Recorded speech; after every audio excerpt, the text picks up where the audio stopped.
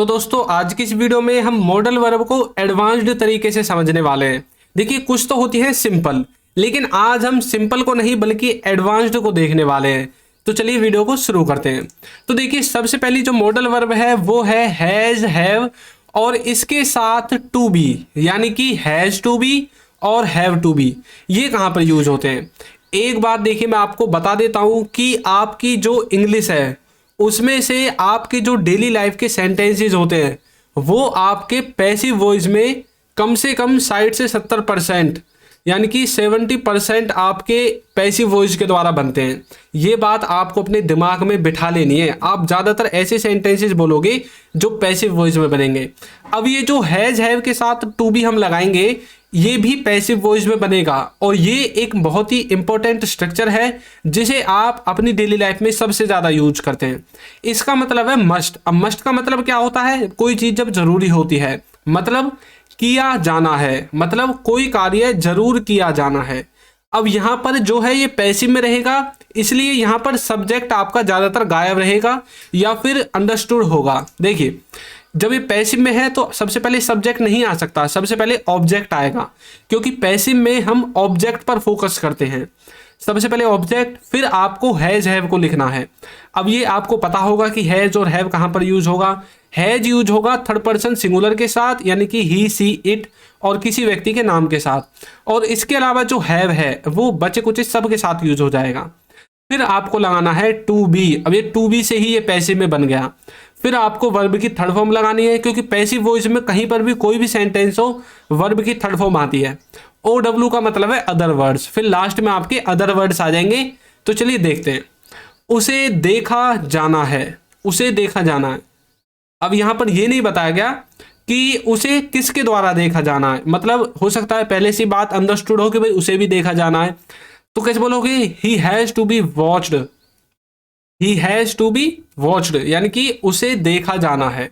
Next देखिए, इसे फेंका जाना है। कोई वस्तु हो सकती है जो खराब है, उसे फेंका जाना है, तो बोलोगे it has to be thrown, it has to be thrown, इसे फेंका जाना है। कोई वस्तु आपके घर में खराब हो जाती है, जैसे अब गर्मी का मौसम है तो कई बार बहुत सारी चीजें ऐसी हैं जो गर्मी के कारण ज्यादा खराब हो जाती हैं, तो आपके घर वाले बोलते हैं ना भाई ये तो खराब हो गई, इसे फेंका जाना है, इसे फेंक दो। तो वहां पर ये जो सेंटेंस है उन्होंने तो आसानी से बोल दिया हिंदी में, लेकिन इंग्लिश में बनाने के लिए आपको ये टू बी वाला जो स्ट्रक्चर है ये याद आ जाना चाहिए। It has to be thrown, इनको बेचा जाना है। कोई चीज खराब होती है ना, जब आप बेचते हो उसे, तो बोलोगे these have to be sold, these have to be sold, इनको बेचा जाना है। तो इसी तरह से मैंने ये जो सेंटेंस लिए हैं सिर्फ समझाने के लिए हैं। इसी तरह से हजारों ऐसे सेंटेंसेज हैं जिन्हें आप अपनी डेली लाइफ में बोलते हैं। नेक्स्ट देखिए, शुड हैव हैड। अब तक आपने शुड हैव पढ़ा है, लेकिन कभी इसके साथ यदि हैड आ जाए तो इसका क्या मतलब होता है? इसका मतलब होता है पास होनी चाहिए थी। कोई वस्तु किसी के पास होनी चाहिए थी, जैसे कि तुम्हारे पास एक कार होनी चाहिए थी, तुम्हारे पास पैसे होने चाहिए थे, इस तरह से। अब यहां पर देखिए इसका जो स्ट्रक्चर है उसमें सबसे पहले सब्जेक्ट आएगा, फिर आपको शुड हैव हैड लिखना है और फिर ओ डब्ल्यू का मतलब है अदर वर्ड्स आपके आ जाएंगे। अब यहाँ पर गौर करने वाली बात ये है कि ये जो अदर वर्ड्स है ना, इसमें ज्यादातर किसी वस्तु का नाम आएगा, इसमें कोई वर्ब नहीं है। देखना आपने, इसमें कोई वर्ब नहीं बताई मैंने कि वर्ब की फर्स्ट फॉर्म, सेकंड फॉर्म। सिर्फ आपको स्ट्रक्चर याद रखना है और आपका सेंटेंस बन जाएगा। देखिए, तुम्हारे पास किताब होनी चाहिए थी, तो इसका मतलब है you should have had a book, you should have had a book.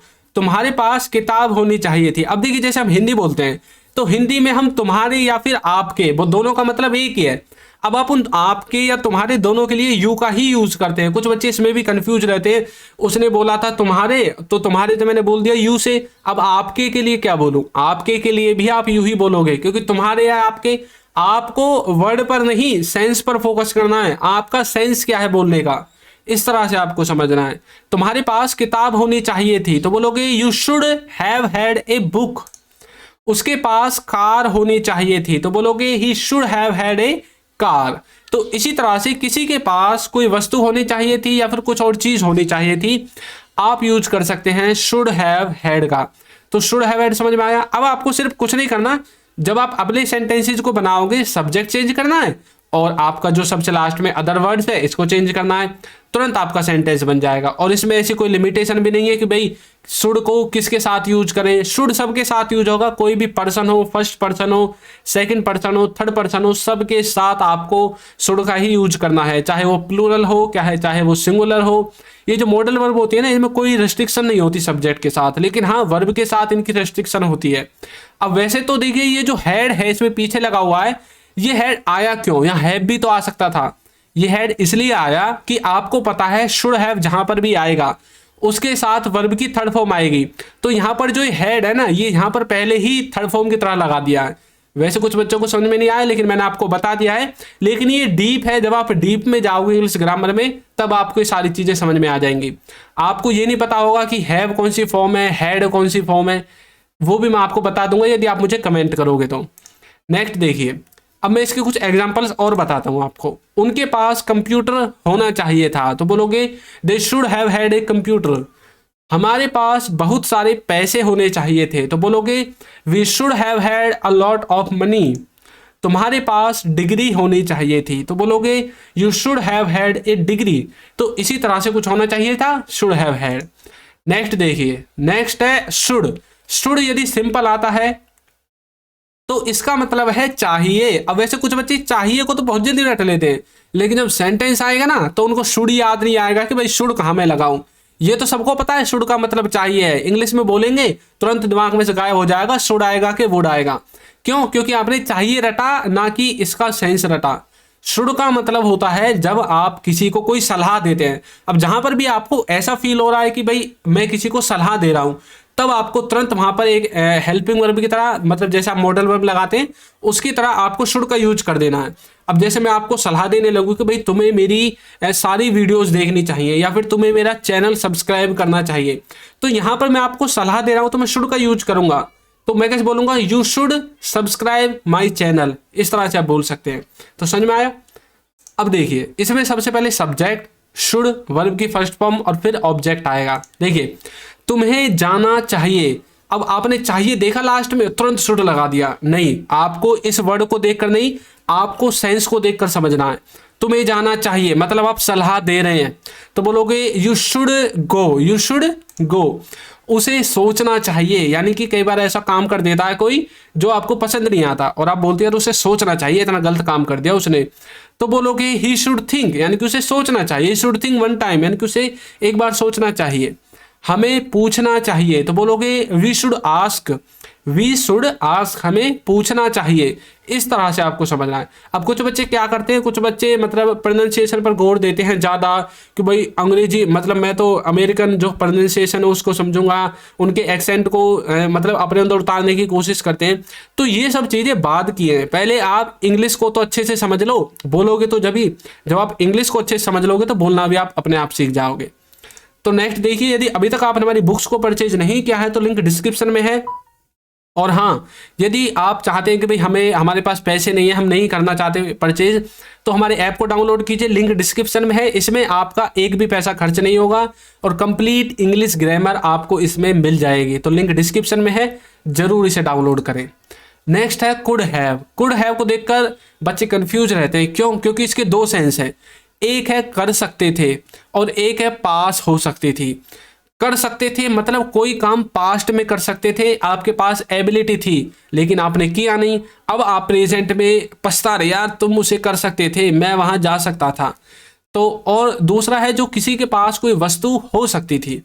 इसमें सबसे पहले सब्जेक्ट, फिर कुड हैव, फिर वर्ब की थर्ड फॉर्म के बाद ऑब्जेक्ट आएगा। देखिए, तुम वहां जा सकते थे, तो कैसे बोलोगे, you could have gone there, you could have gone there. तुम्हारे पास कार हो सकती थी, तो बोलोगे you could have a car, you could have a car. वह यहां आ सकता था, तो बोलोगे he could have come here. अब कुछ बच्चे समझदार हैं, उनको ये नहीं पता होता कम कौन सी फॉर्म है। देखिए, कम फर्स्ट फॉर्म भी है और थर्ड फॉर्म भी है। कम, केम, कम, तो केम है, कुछ बच्चे केम लगा देते हैं थर्ड फॉर्म की तरह, तो ये बात भी आपको याद रखनी है। नेक्स्ट देखिए, विल बी। विल बी का मतलब होता है रहा होगा। जहां पर विल आएगा, मैंने आपको बताया है हमेशा, जहां पर भी विल दिखे आंख बंद करके सिर्फ एक सेंस निकालना है कि विल आ गया मतलब ये फ्यूचर के बारे में बताएगा। और इसके साथ यदि बी आ गया तो मतलब कोई किसी कार्य को कर रहा होगा आने वाले समय में। ये कंटिन्यूटी में यूज होता है, आपको पता नहीं है। फ्यूचर कंटिन्यूअस में विल बी लगाते हैं हम एज ए हेल्पिंग वर्ब। इसमें सबसे पहले सब्जेक्ट, फिर विल बी, फिर वर्ब की फर्स्ट फॉर्म के बाद आईएनजी और फिर ऑब्जेक्ट। ये क्या है? ये पूरा स्ट्रक्चर क्या है? ये फ्यूचर कंटिन्यूअस का स्ट्रक्चर ही तो है, लेकिन बच्चे इसमें कंफ्यूज हो जाते हैं। कहीं पर बोल दिया ना विल बी, कंफ्यूज हो जाएंगे कि भाई कहाँ यूज करूँ मैं इसको। अगर किसी ने बोल दिया फ्यूचर कंटिन्यूअस, तुरंत याद आ जाएगा विल बी। क्यों? क्योंकि आपने इसको कंटिन्यूअस टेंस में रटा है, फ्यूचर में। आपने इसको वैसे डेली बेसिस के यूजेज में नहीं रटा। वह खेल रहा होगा, इसका मतलब ये नहीं है वो भी खेल रहा होगा, फ्यूचर में खेल रहा होगा आने वाले समय में। तो बोलोगे ही विल बी प्लेइंग, वो देख रहे होंगे। तो बोलोगे दे विल बी वॉचिंग। तो इसी तरह से कोई किसी काम को आने वाले समय में कर रहा होगा, विल बी का यूज करना है। नेक्स्ट है शुड हैव। शुड का मतलब मैंने आपको बता दिया था कि ये सलाह में यूज होता है, लेकिन यहां पर इसका मतलब है चाहिए था। पास्ट की सलाह देना चाहते हैं किसी को, भाई तुम्हें वहां जाना चाहिए था। अब मान लीजिए कि कहीं पर कोई हादसा हो जाता है और आपके पड़ोसी के रिश्तेदार होते हैं वो, और वो जाता नहीं है, तो आप उसको सलाह देते यार तुम्हें वहां पर जाना चाहिए था। आप क्यों नहीं गए? क्योंकि आप उनसे जलते थे, आपकी लड़ाई हो रही है। कुछ इस तरह की सेंस आपके डेली लाइफ के एग्जांपल्स और कुछ इस तरह की बातें होती हैं जिनको आप चाहिए था के माध्यम से, यानी कि शुड हैव के माध्यम से बना सकते हैं। इसमें सबसे पहले सब्जेक्ट शुड हैव, वर्ब की थर्ड फॉर्म और फिर ऑब्जेक्ट आएगा। तुम्हें खाना चाहिए था, तो बोलोगे you should have eaten, you should have eaten. उसे देखना चाहिए था, तो बोलेंगे ही शुड हैव सीन। हमें बोलना चाहिए था, तो बोलेंगे वी शुड हैव स्पोकन। तो इस तरह से आप शुड हैव का यूज करेंगे। नेक्स्ट है माइट बी, जिसका मतलब होता है मे से कम संभावना। मे का मतलब भी, ये जो माइट का मतलब है वो ही मे का मतलब है, लेकिन मे में जो संभावना है वो ज्यादा है और माइट में कम है, मे से कम है। तो मे से कम संभावना, इसका जो सेंस है वो है शायद ही। देखिए इसमें सबसे पहले सब्जेक्ट, फिर माइट बी, फिर अदर वर्ड्स आएंगे। शायद ही वह घर पर हो सकता है, तो बोलोगे he might be at home. शायद ही वह वहां हो सकता है, तो बोलोगे he might be there, he might be there. तो इस तरह से आप माइट बी का यूज कर सकते हैं। नेक्स्ट है शुड बी। शुड बी का मतलब होता है होना चाहिए या रहा होना चाहिए। देखिए इसके भी दो सेंस है, एक होगा कहीं पर किसी को होना चाहिए, एक होगा किसी को कुछ काम कर रहा होना चाहिए। देखिए इसमें सबसे पहले सब्जेक्ट, फिर शुड बी, फिर आपके अदर वर्ड्स आएंगे। उसे घर पर होना चाहिए, तो बोलोगे he should be at home, he should be at home. मुझे खेल रहा होना चाहिए, तो बोलोगे I should be playing, I should be playing. उसे पढ़ रहा होना चाहिए, तो बोलोगे she should be studying, she should be studying. तो कहीं पर होना चाहिए या कुछ कर रहा होना चाहिए, दोनों ही सेंस में शुड बी यूज होगा। नेक्स्ट है वुड हैव, जिसका मतलब होता है कुछ कर लिया होगा, किसी ने कोई काम कर लिया होगा, खत्म कर लिया होगा या शुरू कर लिया होगा, या फिर कोई कुछ कर चुका होगा। ये दोनों जो है शुड वुड हैव के द्वारा बनते हैं। अब कुछ बच्चे इसको होता, होती इस वाले सेंस में लेकर जाते हैं, तो वो आपका कंडीशनल सेंटेंसेज में निकलेगा। और यदि आपको कंडीशनल सेंटेंसेज समझ में नहीं आते हैं तो आप हमारे चैनल की प्लेलिस्ट में जाइए और कंडीशनल जो प्लेलिस्ट है उसको चेक कीजिए, कंडीशनल सेंटेंसेज वाली को। वहां पर मैंने डिटेल में समझाया है कहां पर इसका होता निकलेगा और कहां पर होगा निकलेगा। इसमें सबसे पहले सब्जेक्ट, वुड है, वर्ब की थर्ड फॉर्म और फिर ऑब्जेक्ट। ये प्रेजेंट को लेकर सेंस निकालेगा। प्रेजेंट में मान लीजिए किसी ने मुझसे पूछा कि भाई मतलब उसने खाना खा लिया, किसी ने मुझसे पूछा उसने खाना खा लिया। अब मैं अंदाजा लगा रहा हूं हाँ यार उसने खाना खा लिया होगा, यानी कि प्रेजेंट तक उसने खाने का काम खत्म कर दिया होगा, ये ऐसा सेंस निकालता है। उसने खा लिया होगा तो बोलोगे ही वुड हैव ईटन, कोई इस तरह से आपको समझना है। उन्होंने देख लिया होगा तो बोलोगे they would have watched, they would have watched. वो पढ़ चुके होंगे तो बोलेंगे they would have studied, they would have studied. इस तरह से आपको वुड हैव को समझना है। नेक्स्ट है शुड हैव टू, जिसका मतलब होता है करना ही चाहिए, किसी को कोई काम करना ही चाहिए। इसमें सबसे पहले सब्जेक्ट, फिर शुड हैव टू के बाद वर्ब की फर्स्ट फॉर्म और फिर ऑब्जेक्ट आएगा। देखिए उन्हें जाना ही चाहिए तो बोलोगे he should have to go, you should have to go. Next है तुम्हें खेलना ही चाहिए तो बोलोगे you should have to play, you should have to play. तो इस तरह से आप शुड हैव टू वाले सेंटेंसेस को बनाओगे। एक और देखिए उन्हें देखना ही चाहिए तो बोलेंगे they should have to watch, this should have to watch. मुझे लगता है मैंने शुरू के सारे कॉन्सेप्ट इस सिंगल वीडियो में कवर कर दिए हैं और उसके अलावा और कॉन्सेप्टों को भी देख लिया है। तो यदि आपको और जो बचे हुए हैं उनको डिटेल में सीखना है तो हमारे चैनल पर विजिट कीजिए और जरूर सीखिए। तो दोस्तों हमारे ऐप को और बुक को परचेज करना बिल्कुल ना भूलें, लिंक डिस्क्रिप्शन बॉक्स में दिया गया है, जरूर जाकर डाउनलोड करें। तो आपको वीडियो कैसी लगी है जरूर बताइएगा, और यदि अभी तक आपने हमारे चैनल को सब्सक्राइब नहीं किया है तो चैनल को सब्सक्राइब कर दीजिए, वीडियो को लाइक कर दीजिए और एक अच्छा सा कमेंट करना बिल्कुल ना भूलें। Thank you.